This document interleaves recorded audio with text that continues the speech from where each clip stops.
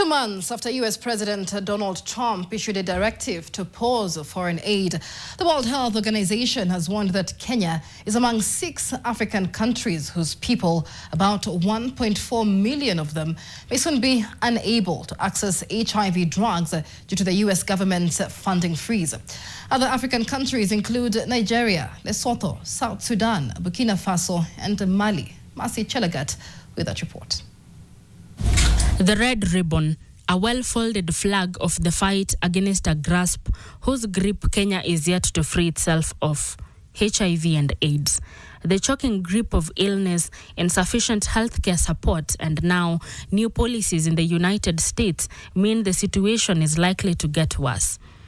World Health Organization Director General Dr. Tedros Adhanom says that the funding cut and suspension of funding to the President's Emergency Plan for AIDS Relief (PEPFAR) caused an immediate stop to services for HIV treatment, testing, and prevention in more than 50 countries.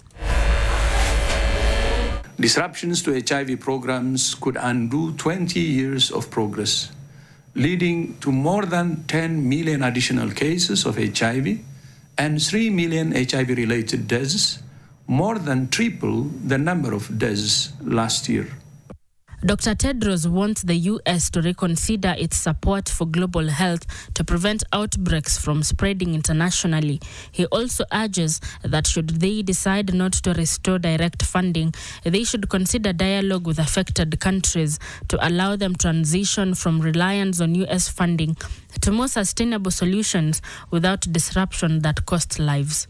And for us, what we have done, we have just developed a concretized, concept note that had looked into the various programs that have been affected, coming up with the budget or the amount of money that we require from National Treasury in order for us to continue with the services.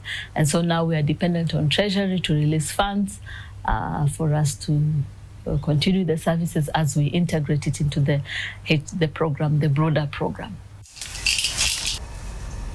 According to the WHO, about 25 million people in sub-Saharan Africa are living with HIV, with Kenya having the 7th largest number of people in the world at around 1.4 million. Starting this month, a UNAIDS report has warned that Kenya may start experiencing an erratic supply of nevirapine syrup used to protect infants from being infected by their HIV-positive mothers, and dolutegravir, an oral ARV medication used in treatment and post-exposure management of HIV and AIDS.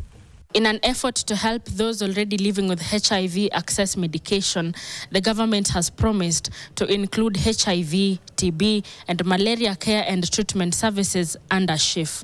Whether that happens remains to be seen. Marcy Chalangat, NTV.